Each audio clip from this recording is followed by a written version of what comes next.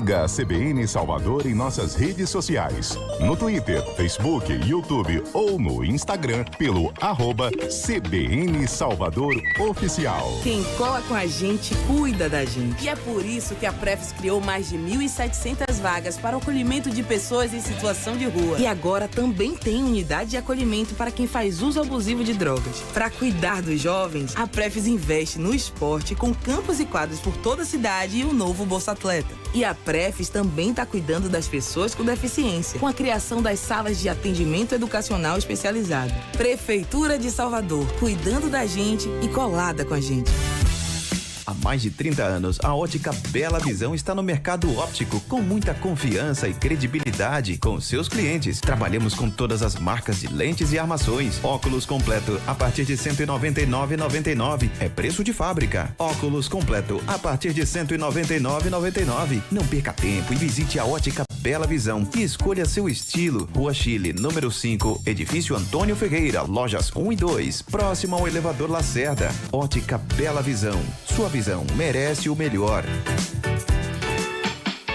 Escola Clube do Curumim, do maternal ao 9º ano, com tempo integral, capoeira, balé, música, inglês e apoio psicopedagógico. Aproveite nossos pacotes promocionais. Ligue 3356-2029. Escola Clube do Curumim, valorizando nossa cultura, cultivando valores. 3356-2029.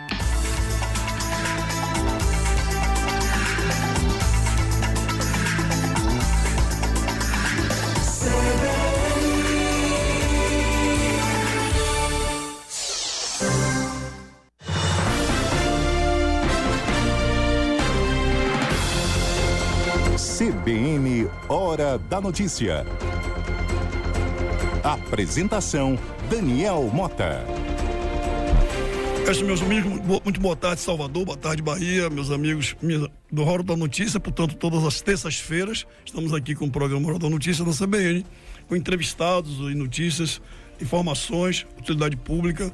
Queria saudar todos os baianos nesse momento, né? Estamos aqui na capital do Brasil, o útero do nosso país, o lugar mais lindo de negros fora da África. Vamos estar hoje com Raimundo Bujão, né? Grande ativista de luta em defesa dos negros da Bahia, né? Boa tarde, Amanda. Boa tarde, Mota. Exatamente, uma liderança aqui com relação à negritude, né, na nossa cidade, falar sobre essa questão que é muito importante num programa de rádio, convidar todos também para poder participar através aqui do número 71986792647, também através do nosso chat lá do YouTube, que já estamos ao vivo. É isso, Amanda. Como sempre, a gente faz aqui uma busca pelas notícias que estão nos jornais, né? Vamos aqui com as nossas informações. Prefeito Bruno Reis entrega a reforma do mercado modelo.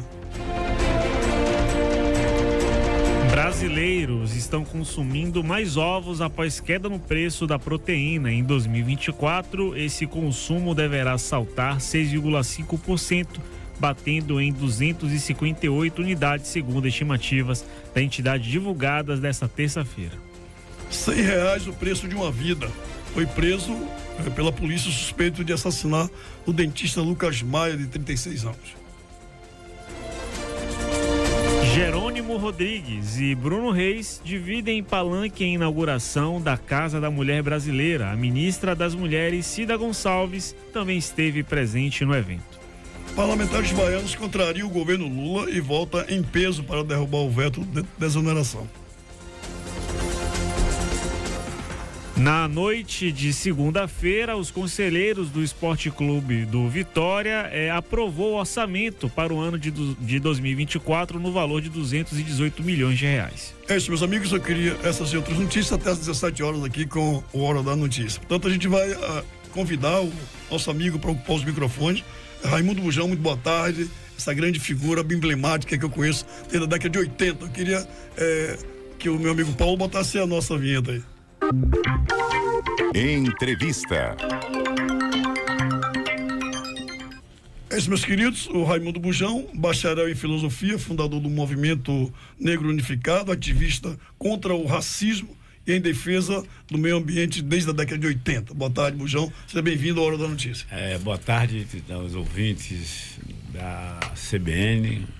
Saudar meus amigos aqui dessa importante ferramenta de comunicação, e já agradecer pela oportunidade de poder estar neste programa para poder fazer um debate, conversar sobre as questões do dia a dia, e espero que o público possa também participar, porque a participação do público é fundamental como uma forma da gente rebater se as nossas mensagens estão atingindo o nosso público. Para mim é uma satisfação muito grande, estamos aqui à disposição. Quando nós começamos o programa, tem dito que esse estúdio da CBN aqui fica exatamente de frente para uma das coisas mais lindas, Baía de Todos os Santos. A gente percebe aqui esse oceano que serpenteia aqui na nossa visão, e tem dito que Salvador, Bahia, tem sido o berço do Brasil, da cultura, é a cidade mais linda, eu diria, e mais negra fora da África. Eu queria começar o programa colocando a importância dos negros na sociedade baiana e soteropolitana. Na verdade, a gente compõe, do ponto de vista da população, quase que 85% da população de Salvador é uma população negra. Infelizmente, a gente ainda enfrenta um completo desconforto das relações socio-raciais por conta de um processo escravocrata que durou quase 4 séculos. E quando você tem uma sociedade que durante 4 séculos viveu sob a égide da escravidão, a transformação dessa situação ela leva tempo. E nós estamos apenas há 135 anos que nos afasta da Lei Áurea, que foi uma lei, na verdade, que ao invés de proteger a população africana que aqui foi alocada forçadamente para serviços braçais, para incrementar a economia na época cujo tráfico negreiro seria a principal elemento, e nós ainda vivemos numa sociedade onde nós somos tratados como estranhos, somos tratados como algo suspeito. E isso é muito duro, isso não é fácil, a gente tem que estar todo dia compreendendo, e a nossa dificuldade maior é que a população vítima desse processo, ela mesma não tem a dimensão de quanto isso interfere no seu dia a dia.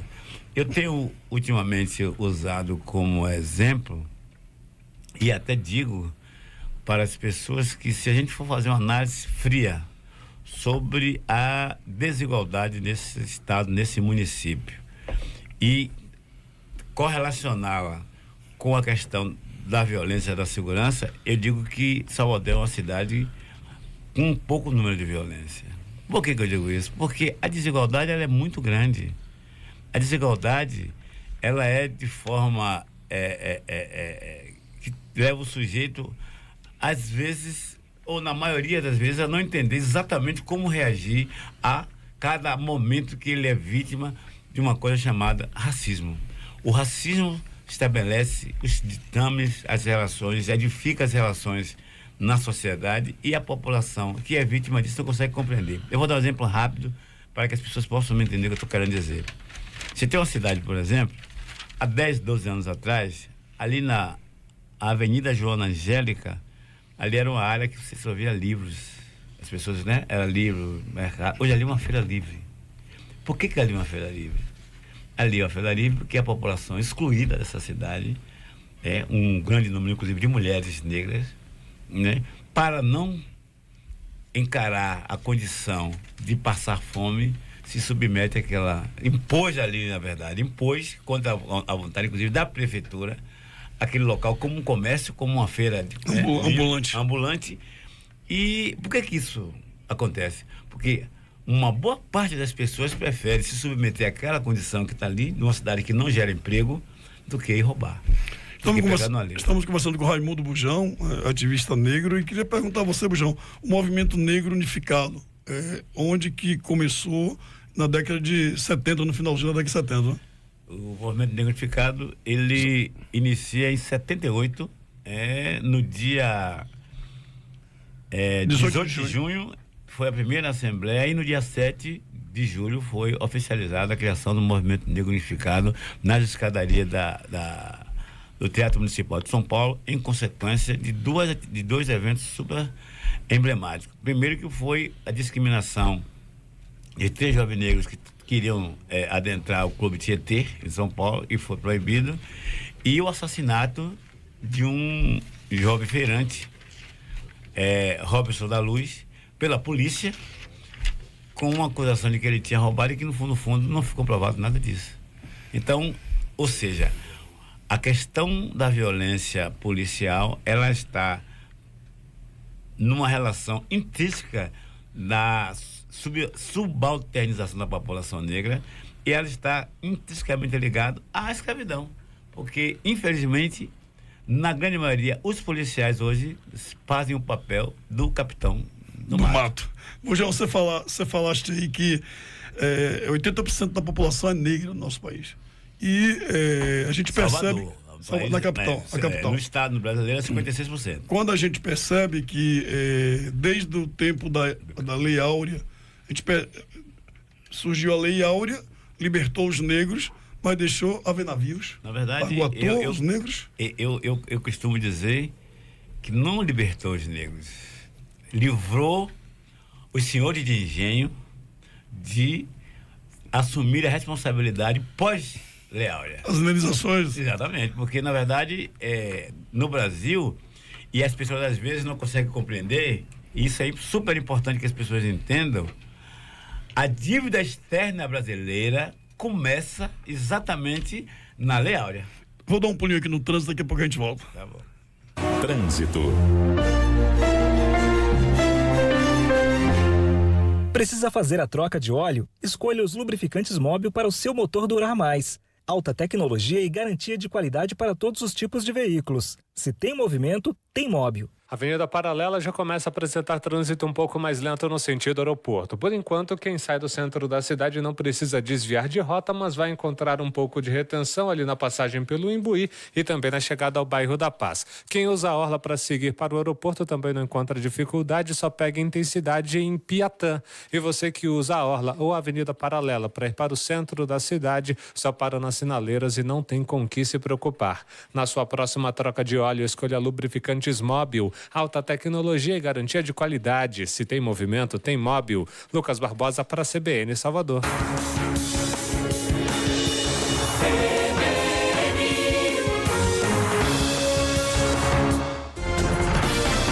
CBN Hora da Notícia. São 4h22. Estamos conversando com o nosso amigo Raimundo Bujão, líder do movimento unificado do povo negro soteropolitano. Eu conheço o Bujão desde a década de 80 e a gente está tomando uma aula aqui agora com o nosso amigo. Pode ter certeza absoluta. Coloca com clareza que a Lei Áurea não foi uma libertação. Foi exatamente, eles se livraram de uma carga tributária que teriam que pagar as indenizações do tempo da escravatura. Na verdade, a Lei Áurea, aliás, uma lei que tem 2 artigos. A primeira torna-se livre todas as pessoas negras que viviam sob a escravidão, e o segundo parágrafo recorda as disposições em contrário. Quer dizer, você leva 358 anos de serviço prestado forçado. Gratuito, forçado, e um monte de sequelas. Aí você faz torturas. Você constrói a Lei Áurea, você não tem nenhuma indenização, você não tem nenhum pagamento, você tem absolutamente nada. E o que é que acontece? E que a população brasileira precisa, de uma vez por todas, entenderem. Acontece que a dívida externa, que ninguém sabe o que é no Brasil, ela começa exatamente com a Lei Áurea. Por quê? Porque aí os senhores de engenho, que já de muito fazia ilegalmente o tráfico negreiro, foram cobrar do Estado brasileiro a indenização pelo fim da escravidão. Ou seja, eles foram indenizados para que eles pudessem estabelecer a nova relação com a sociedade sem a mão de obra escrava. Então, esse Brasil precisa entender, quer dizer, A dívida externa brasileira é uma carga que está nas nossas costas. E é exatamente essa dívida brasileira que faz com que a população excluída e empobrecida, porque as pessoas têm mania de chamar os mais pobres, e isso é um conceito que nós precisamos rever, porque o que é ser pobre? Na minha compreensão, todo cidadão, ele é partícipe daquele país, daquela sociedade. Então, se o país tem uma riqueza, essa riqueza também lhe pertence. Compartilhar com os seus. E, no entanto, no Brasil, 1% da população, 1% ou menos de 1% da população controla 80% da economia do país. Então, alguma coisa está errada. Essa equação não fecha. Inclusive, eu queria aproveitar a oportunidade, Amando, e depois passar para você, que Bujão faz uma analogia extremamente coerente acerca de que o capitão do mato de ontem, hoje, termina sendo os policiais que encontram o negro na rua, só com aparência de Rastafari, com chapéu aqui na face, mão para cima e vídeo de costa. É um negro que está ali, e às vezes é até um aluno da universidade, um aluno da escola pública. Não é meio paradoxal? Isso, na verdade, é o principal dilema. Eu tenho hoje um neto de 18 anos, Caio Augusto, e eu fico o tempo inteiro me imaginando se um policial encontra com ele. Meu neto está na universidade. Voltando da universidade. Entrou com 17 anos na universidade, um esforço da mãe, da avó, da família, né, para que a gente não permita que os nossos jovens sigam o caminho equivocado. E, no entanto, eu tenho certeza que, pelo fato dele ser negro, o policial vai achar que ele é mais um. E se ele não tiver a capacidade de se explicar, e geralmente não tem, porque a forma como eles se apresentam para as pessoas amedronta. É ditatorial? É repressiva. Então, e aí quando tem a cor da pele, pior ainda. Pior qual? Porque assim, não adianta esconder que tá evidente que o comportamento. Agora mesmo eu passei essa semana aqui, aqui no corredor aqui dessa coisa da prefeitura, eu vi os caras abordando, né? Abordagem racista. E aí, imagine, aí tem um cara branco, chegou, quando eu fui entrar, não, tem que ir pra fila. Chegou um cara branco, depois de mim, aí eu fiquei na minha calada, o cara branco, não foi revistado? Não, o cara mandou passar. Eu digo, tá vendo você, cara? Só porque o cara é branco, Aí um colega sentiu ali, não, cara, arrasta, vem aqui. E aí o outro pra eu passar também. Imagine, Amando Neto. Quantas pessoas ficam caladas e não reagem como eu reagi? E isso é exatamente o que acontece no dia a dia na cidade de Salvador, onde nós somos a maioria da população. Amando Neto. Exatamente, é o que se fala do racismo estrutural velado, que está nas atitudes, né, das pessoas, dos serviços também, que acaba sempre desprestigiando, né, a grande maioria da população negra que sofre muito, e relatos como esse nós presenciamos todos os dias, e é necessário combater isso. E falando com relação à questão dos policiais, vale também lembrar que na semana que vem estará aqui o comandante da Polícia Militar. Vamos abordar e isso. É muito importante também o Paulo Coutinho vai estar conosco aqui. Colocar as câmeras, né, para poder cada vez mais proteger a população de todo o modo. Eu tenho assim uma curiosidade para falar com o Raimundo Bujão, junto com uma pergunta também. Eu queria muito saber como o Movimento Negro Unificado trabalha junto com os blocos afro aqui da Bahia. Você está com um boné muito bonito aí do Iliaê, por exemplo. Vamos falar daqui a pouco um pouco da... Isso, queria saber como é que funciona essa junção, esses trabalhos. E a maior curiosidade que eu tenho é o seu codinome, né? Bujão, de onde surgiu, como foi isso? Eu tenho uma certa curiosidade, eu gostaria que você dissesse aqui pra gente. Mais de 2 décadas que ele não surgiu de uma hora para outra. Eu lembro de Bujão de Itapuã. Na verdade, esse apelido de Bujão é de minha infância. Acontece que Itapuã, até na década de 50, 60, a gente cozinhava de lenha e de carvão. Com a chegada dos veranistas e a introdução da Vila Militar, da base aérea em Itapuã, as pessoas começaram a conviver com o bujão de gás. E na época eu tinha 5, 6 anos de idade, eu era gordo. E então as pessoas associaram a figura do Bujão à minha figura. E minha mãe pirava, porque ela dizia, não responda não quando chamar. E eu digo, não adianta. Aí colou até hoje. A sua curiosidade foi... Eu também não lembro, não tinha essa informação muito boa. E virou... Hoje, se chegar em Itapuã perguntar quem é Raimundo, ninguém sabe. Mas se é Bujão, todo mundo encontra. Então, alguém já ouviu falar, alguém já pediu. E de qualquer maneira também, eu acho que é um apelido que não mexeu muito com a minha autoestima, porque foi um fato real. Você era histórico, eu era gordo. Agora, dá pra entender, o cara ficou magro. Exercício físico? Ou foi? Na verdade, foi futebol. Jogava muita bola, foi crescendo e tal. E eu fui sempre uma pessoa cuidadosa com a alimentação.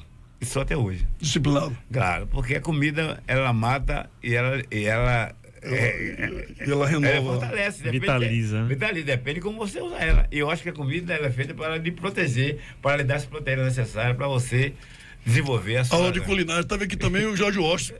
Essa mesma cadeira que o Bujão está. Jorge Washington esteve conosco aqui. E, além de ser um grande ator, também ele é chefe de cozinha. Vamos voltar um pouco para essa questão da negritude. O governo militar ficou 20 anos. Torturou, matou, vilipendiou. E nós observamos que vários líderes revolucionários, como foi o caso do Marighella, que eu conheci o filho, eu fui motorista da época do polo petroquímico e conduzi Carlos Marighella, que na época ele trabalhava no polo. Ele, o Jacques Wagner, o próprio Rui Costa, ele era exatamente petroquímico. E os militares cometeu muitas atrocidades nesse período. E muita gente foi indenizada por conta disso. Filhos, parentes. E por que os negros não são indenizados também pela violência que o Estado da época cometeu? Porque as cotas eu acho muito pouco.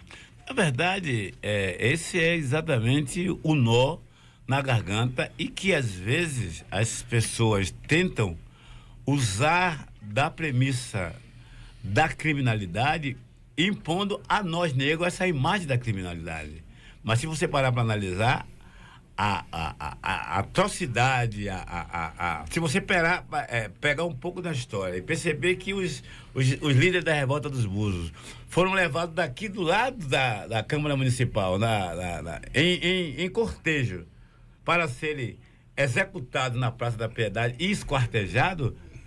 Então, se existe alguém que tem... Criminoso, são eles. São eles, não somos nós. Verdade. Então, a violência, a tortura, esse formato da barbárie é uma coisa intrínseca da cultura branca, europeia, eurocêntrica, que até hoje ela foi introduzida no Brasil e a mão de obra, a forma como a sociedade excludente tem para se proteger é instituindo uma polícia que não é uma polícia cidadã, é uma polícia que protege quem tem de quem não tem. Se você parar para analisar as Forças Armadas brasileiras, ela só fez matar os brasileiros.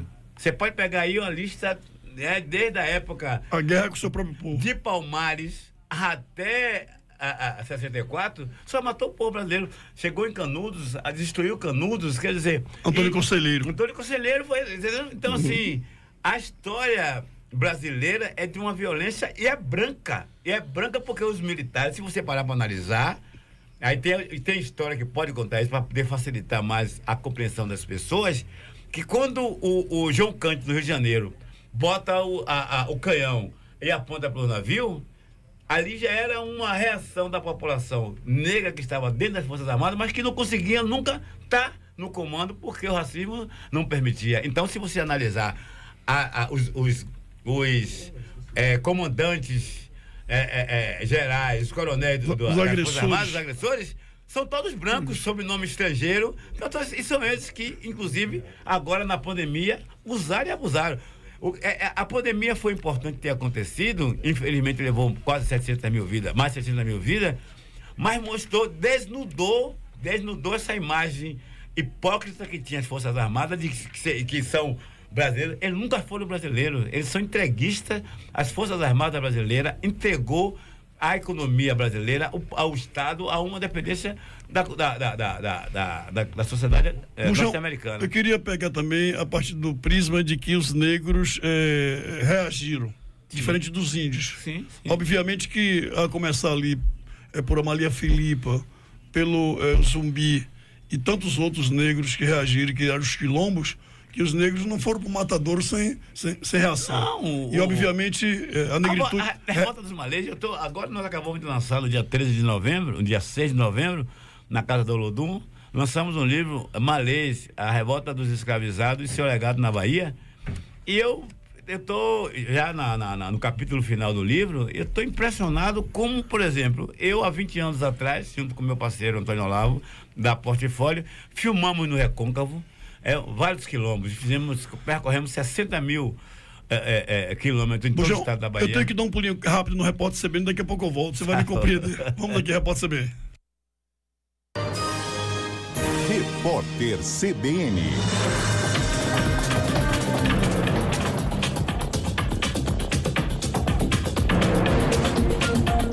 Terça-feira, 19 de dezembro de 2023. O presidente Luiz Inácio Lula da Silva deve excluir do chamado indulto de Natal, benefício que prevê o perdão de pena a condenados por determinados crimes, as pessoas que foram responsabilizadas pelos atos golpistas de 8 de janeiro. Uma proposta que será levada ao presidente também prevê excluir da lista de beneficiados quem cometeu violência contra mulheres e integrantes de facções criminosas. Os termos do decreto estão em análise pelo Ministério da Justiça. A Câmara dos Deputados deve encerrar o ano de 2023 sem votar em plenário o projeto de lei enviado pelo governo Lula para alterar o formato do novo ensino médio, instituído em 2017. Segundo líderes, ainda há desacordo sobre pontos do projeto. Com isso, o tema só deve voltar à pauta em março de 2024, após o recesso legislativo e o carnaval. O texto é relatado na Câmara pelo deputado Mendonça Filho, que era ministro da Educação no governo Michel Temer, quando o novo ensino médio foi instituído. A Secretaria Nacional do Consumidor abriu um processo administrativo contra a Enel para que a empresa esclareça os problemas de energia identificados em São Paulo e no Rio de Janeiro recentemente. A empresa tem 20 dias para dar informações ao órgão vinculado ao Ministério da Justiça. Se não prestar os esclarecimentos pedidos, a empresa pode pagar multa de até 13 milhões de reais. A milícia, chefiada por Luiz Antônio da Silva Braga, o Zinho, passou a explorar sistematicamente o setor da construção civil com a cobrança de taxas para todos os tipos de obra. A informação é do Ministério Público do Rio de Janeiro. O grupo é alvo de uma operação nesta terça-feira. A Prefeitura da capital fluminense informou ter ciência das intimidações, tanto do tráfico quanto da milícia. E reforçou que sempre orienta as empresas a fazerem denúncias. No horário de Brasília, 4h36.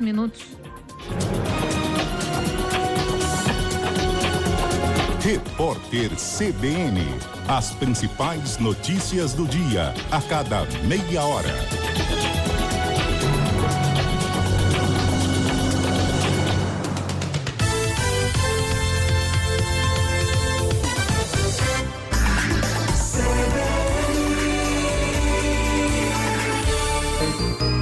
Você pode participar da programação da CBN Salvador, mandando suas críticas, dúvidas e sugestões de pauta pelo WhatsApp 719-8679-2647 e faça parte da programação da Rádio que toca notícia.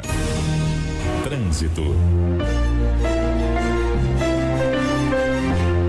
No Mercantil, você antecipa até 10 parcelas do seu FGTS. Receba direto na sua conta em até 1 hora, mesmo se não for cliente, em fgts.mercantil.com.br. O ouvinte CBN ainda encontra a pista livre na BR-324. O caminho entre Simões Filho e o acesso norte está sem problemas. A gente já percebe o movimento aumentando ali na passagem por Valéria, mas, por enquanto, não tem lentidão. O tráfego aumenta ainda na estrada da base naval de Aratu. Quem segue em direção a Paripe pega fluxo intenso da saída da BR até a entrada estrada para a Boca da Mata de Valéria. Ainda tem lentidão nos 2 sentidos ali na passagem por Fazenda Coutos. Quem vai sair agora da região de Paripe e vai para o centro da cidade já pode usar a suburbana para evitar retenção. Antecipe até 10 parcelas do seu FGTS no Mercantil, é rápido e fácil. Você faz tudo online e recebe em até 1 hora. Anota aí, fgts.mercantil.com.br. Lucas Barbosa para a CBN Salvador.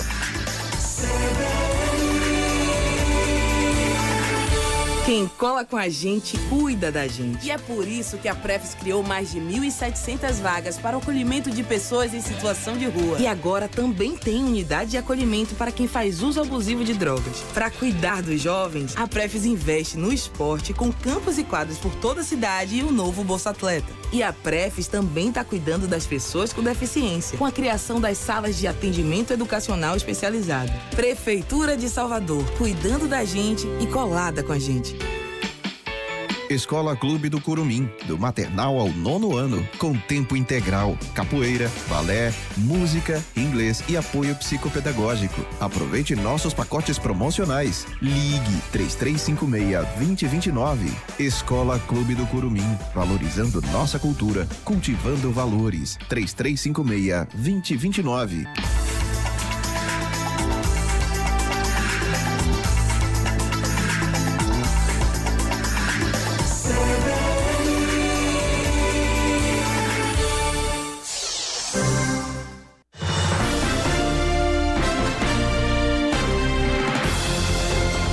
CBN Hora da Notícia. Apresentação: Daniel Mota. São 4h41. Vou voltar aqui a palavra para o Bujão, que ele estava fazendo uma explicação muito, eu diria, emblemática. Queria voltar a palavra para você. Eu estava falando sobre o lançamento do livro que a gente fez no dia 6 de novembro, dentro da programação do Novembro Negro. E eu falava que estava no último capítulo do livro que estou lendo, e me surpreendeu que há 20 anos atrás a gente, eu e meu parceiro Olau, nós saímos filmando pela Bahia as comunidades rurais negras, né, que estão chamadas de quilombola, e eu passei no Recôncavo, conheci o Engenho da Ponte, conheci o Engenho da Vitória, e agora no livro que eu estou lendo, eu descobri que aquele local lá, vários negros se refugiaram depois da revolta dos Malês. Ou seja, a história, ela está extremamente intrínseca a esse processo de expoliação da população negra, entendeu? E qual é o grande dilema nosso? É que a sociedade conseguiu incutir na cabeça do negro que ele é inferior. Então foi preciso que o negro fosse convencido da sua inferioridade para que a sociedade minoritária pudesse desfrutar com facilidade do que a sociedade produz, do que o país chamado Brasil tem, e apenas uma pequena comunidade se apropria das riquezas. E as pessoas acham isso naturalmente. E tem um problema agravante que as pessoas não conseguem entender, que é o papel não só da Igreja Católica lá atrás e das igrejas neopentecostais no dia de hoje, porque essa ideia da prosperidade, né, utopia. Essa utopia da coisa material, entendeu? E isso desatina, isso também tira a indignação da população negra escravizada, sabe, explorada, de reagir a essa natural desigualdade. E o que é pior para nós? É que, no fundo, infelizmente, essa é a nossa compreensão, de que o ideal ou o ideário de um oprimido é ser opressor. Porque a imagem que ele tem é do cara que é oprimido. Então, ele quer, e aí explica a polícia.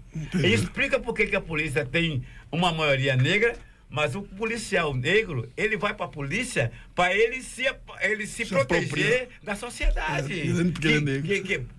Vestindo a farda, não vai ser discriminado. E lá dentro ele sofre toda uma doutrina, uma lavagem cerebral, que ele sai de lá de dentro da formação, vendo o irmão dele, a irmã dele negra, como uma ameaça para ele. E a forma de como ele é tratado, a forma desigual como ele nos aborda, é nítido a discriminação. E está nos dias de hoje isso. Armando Neto.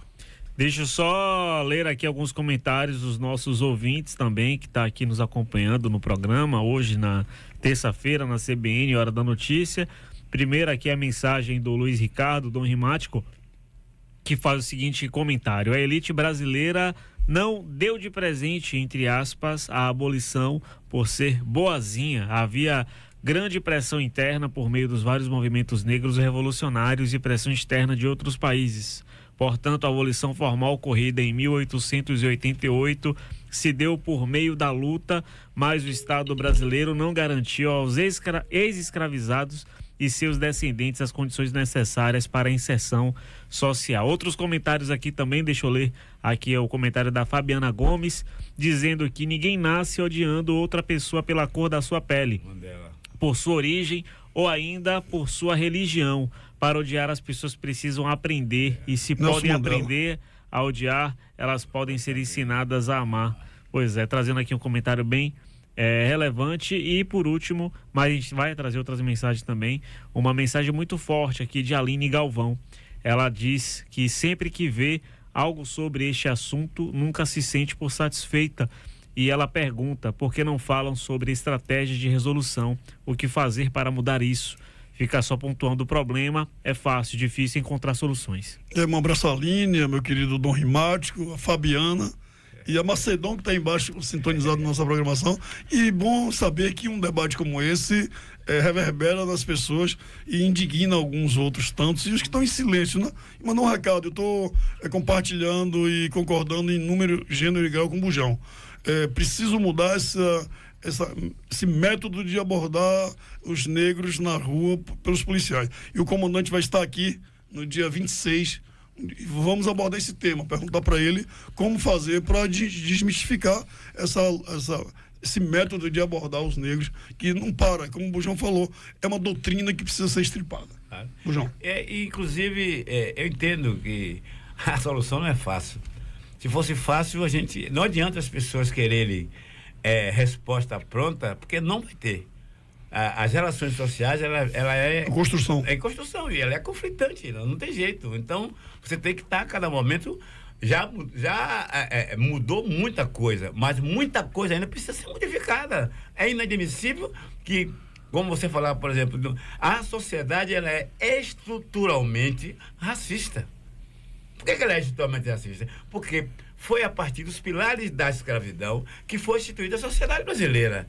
Então, como é que você muda isso? Se as pessoas passaram a naturalizar. Eu, por exemplo, sou de origem na esquerda, não por opção, porque todo negro que tem consciência da sua história sabe que a cor da sua pele já lhe empurra para o lado esquerdo. E essa é a minha condição. Apesar de saber também que dentro da esquerda o racismo também persiste. Porque, no fundo, o que está em jogo são os privilégios. E privilégio é algo que ninguém abre mão. As pessoas não querem abrir mão dos seus privilégios. Então, quem realmente é democrático, é democrática, vai entender que se quiser ver uma sociedade minimamente igualitária, tem que ter perdas. É inadmissível que uma pessoa que chega no restaurante, mete a mão no resto para comer, e você vê do outro lado as pessoas chegarem aos grandes restaurantes da cidade, um desperdício de mais de 30% de alimentos. Ainda jogam criolina no resto. Para as pessoas não comerem. Imagine que... E aí, eu não consigo ver. Lembra do Rita ali. Quando eu vejo uma pessoa pedindo comida e eu almoçando, eu fico impactante. E é por isso que eu, no meu prato, você jamais, onde quer que eu esteja, você não vai ver sobrar um garfo de comida no meu prato. Eu só coloco no meu prato que eu como. A disciplina. Porque eu tenho consciência de que tem muitos dos meus semelhantes que não têm o que comer. Duas coisas importantes. A ausência de representação de poder, negros no espaço de poder. Nós tínhamos um negro no Supremo Tribunal Federal, não tem mais. Tem um negro no governo Lula. E a gente vê em Salvador, a cidade mais negra fora da África, como a gente falou, 85% dos moradores, e não tem negro no espaço de poder. Já teve um negro aqui, prefeito da cidade de Salvador. Isso é racismo institucional. Racismo. Mas assim, o que falta, Bujão, para mudar essa metodologia? Eu vou repetir aqui o que nós estamos fazendo aqui em off. Numa sociedade onde 80% da população, na sua grande maioria, luta para o que vai comer amanhã, você não constrói uma consciência crítica, você não constrói uma consciência, porque o que impera nas relações sociopolíticas dessa cidade é a relação de favor. Agora vem 2024. 2024 você vê algum dinheiro circular. Por quê? Porque é época de eleição, o cara aí troca para o cimento, o cara quer... Um bloco. Meu líder, agora até quebra-mola virou elemento de campanha, pô. Tá aniversário de boneco.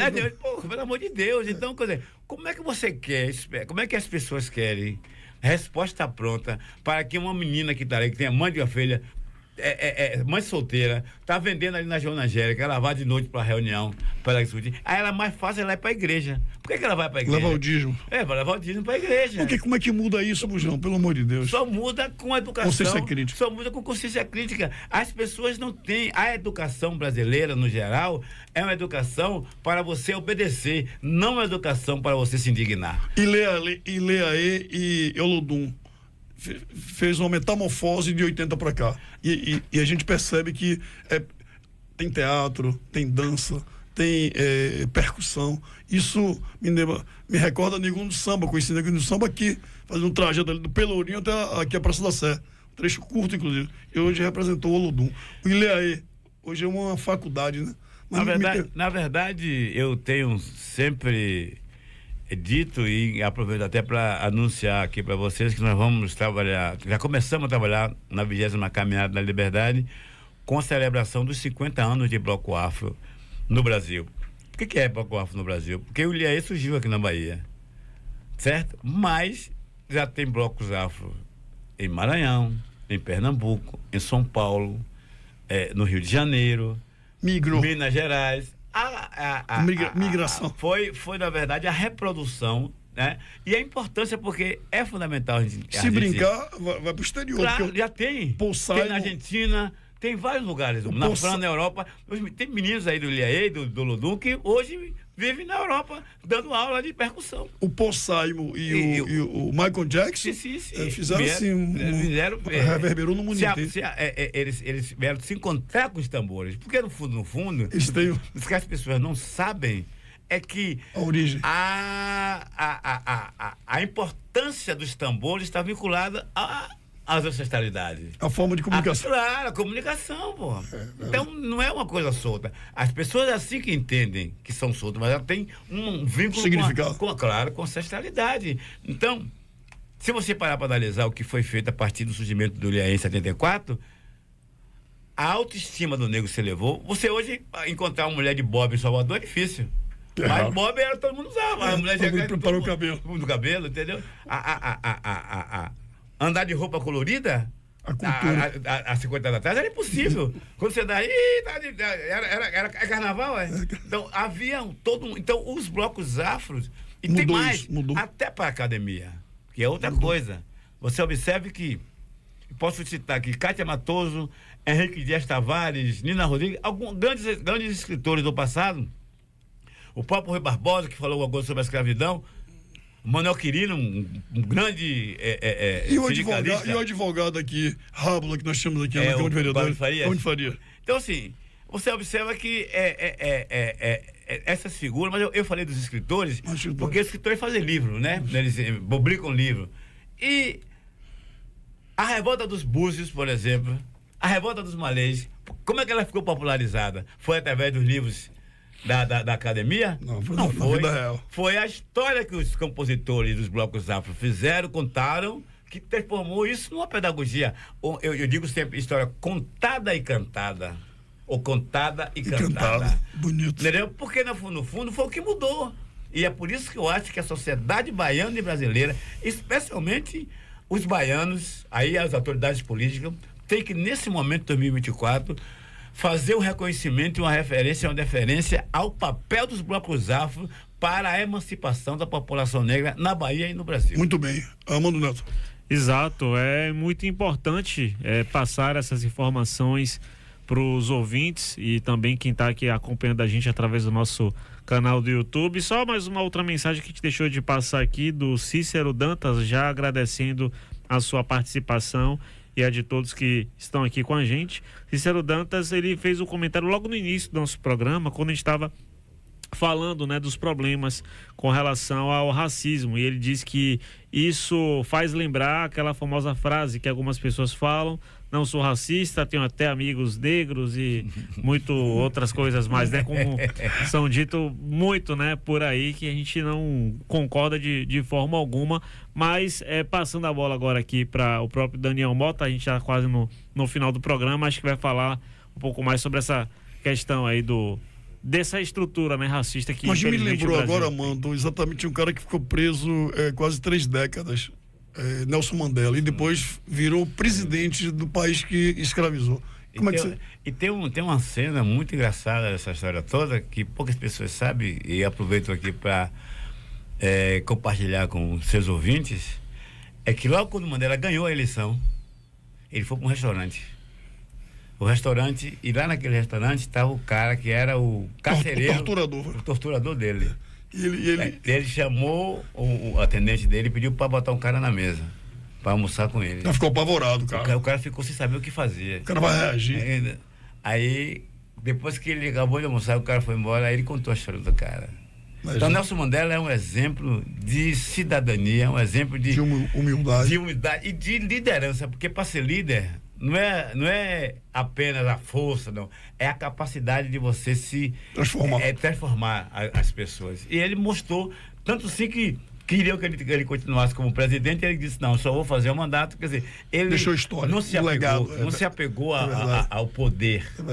Eu vou muito nessa premissa, porque tem pessoas que vêm para o mundo para enriquecer. Eu digo sempre, o cara que quer ficar rico, ele sabe que ele quer roubar. É isso. Porque a riqueza perpassa pela apropriação. Apropriação indébita. Ô, João, para não perder um pouco a pegada, falta um pouco mais de 5 ou 7 minutos para terminar o programa, e está muito eloquente essa história. Vamos passar um outro programa aqui para fazer uma passagem pela história do negro na Bahia. Salvador, como você falaste, a gente viu só um líder negro ocupando o parlamento, o executivo. Foi o Edivaldo Brito. Que foi, obviamente, tampão. Exatamente, tampão. Não foi uma coisa... Tampão. Não foi a população, não a elegeu. Aí, como tu és um soteropolitano de raiz... Sou itapuanzeiro. Itapuanzeiro, inclusive. E eu lembro de Itapuã, daquela sereia que a gente ia ficar lá para ver aquelas redes daqueles pescadores, aquelas festas. Enfim, o prefeito Bruno Reis vem dando demonstração clara de que é um prefeito festeiro. Prefeito que gosta de maquiar, fazer o teatro e tal. Isso é óbvio, tá aí a beleza aí da iluminação desse trecho. Mas aí, quando nós entramos aqui no estúdio, tinha uma mulher deitada ali, passando dificuldades, como você falou. Não sabe o que é que vai comer mais tarde. Enfim, assim como ela, tem centenas e milhares de pessoas. E tá uma indefinição. Eu vi o Lula dizer, a nível nacional, que ele não compreende porque a Bahia tem quase 20 anos sendo governada pelo PT e não faz um prefeito do partido de esquerda. Tem uma resposta para isso? Tem. Primeiro porque quando você tem...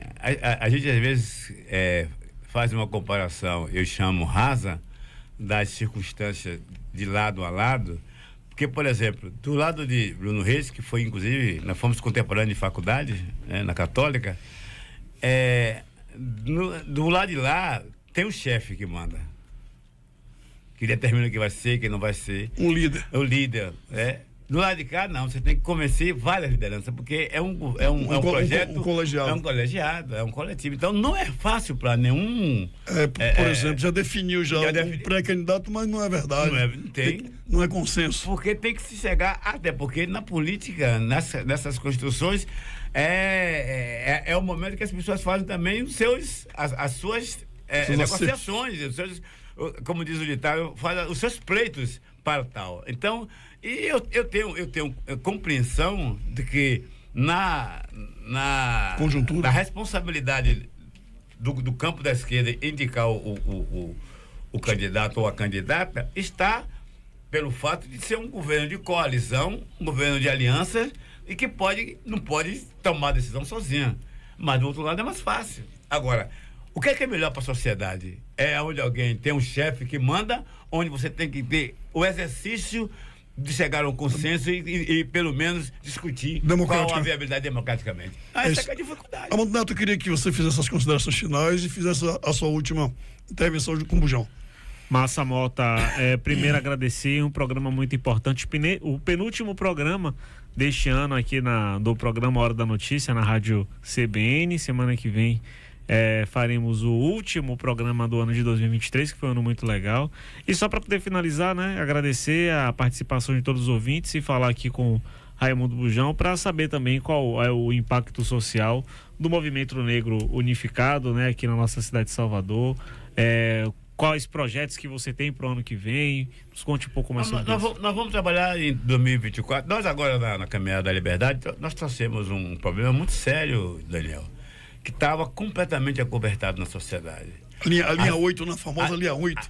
As mulheres cujos filhos sofrem com microcefalia. Isso é um problema muito grave.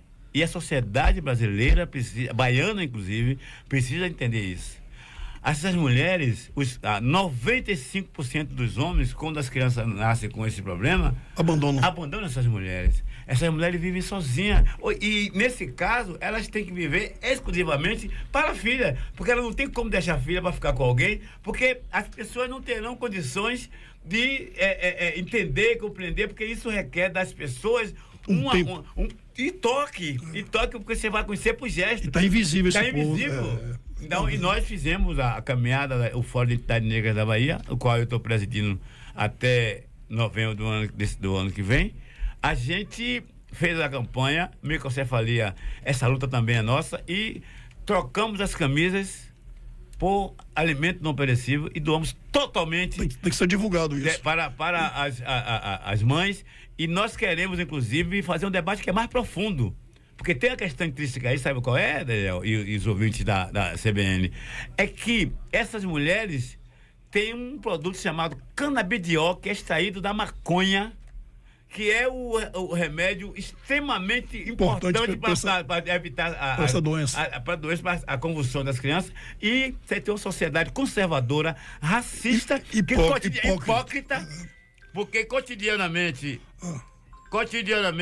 vende a cocaína não chega na Baía de Jegue. Imagina. Ela vende de navio, ela vende de avião. E proíbe de fazer na medicina.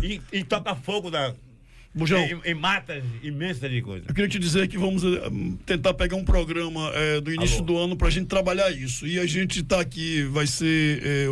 vamos protagonizar esse debate, porque é uma turma que microcefalia tá invisível mesmo. E a gente precisa dar a oportunidade dessas pessoas, Armando Neto. Exato, vamos trabalhar nisso. Eu queria te dizer, deixar os microfones à vontade para você fazer as considerações e pode usar aí até a hora que a gente encerrar o nosso programa. Eu quero agradecer sempre a oportunidade de poder falar para as pessoas o que a gente tem de ideia, o que a gente tem na nossa cabeça, mas eu fico muito gratificado em saber que vocês vão botar esse debate. Eu tenho contato com as pessoas, com as mães da associação. Elas podem vir aqui, porque a sociedade precisa entender Tomar conhecimento disso. É invisível. Nós temos que fazer uma pressão. Os poderes públicos. Sabe quanto é 100 mililitros? É 1.800. Imagine você. Como é que pode essas mães... Que não tem nem renda. Nem renda, pô. Ela vive com o BPC. Suas considerações finais. Então, eu queria, na verdade, desejar a todas as pessoas um 2024 extremamente esperançoso. As pessoas precisam acreditar na possibilidade de viver bem, não de enriquecer, porque esse negócio de ficar rico é coisa de quem tem má intenção. Agora, eu acho que as pessoas precisam e têm o direito de viver bem, ser solidário e não se submeta à ideia de se chamar de pobre, porque pobre é as pessoas que vivem no país onde não tem recurso. O Brasil é um país super rico, está entre as primeiras economias do mundo e tem uma grande população excluída. Não aceite, se indigne com isso. Bujão, meu querido, muito obrigado. Obrigado a todos os ouvintes que ficam conosco até agora. Obrigado a Dom Rimático, a Paulo, a Armando Neto e a você que escutou a gente até agora. Um forte abraço e a semana que vem estamos aqui com o comandante da Polícia Militar. Eu vou me comprometer a questioná-lo sobre essa abordagem dos negros de Salvador. Forte abraço e até a próxima. Fique com Deus. CBN Hora da Notícia.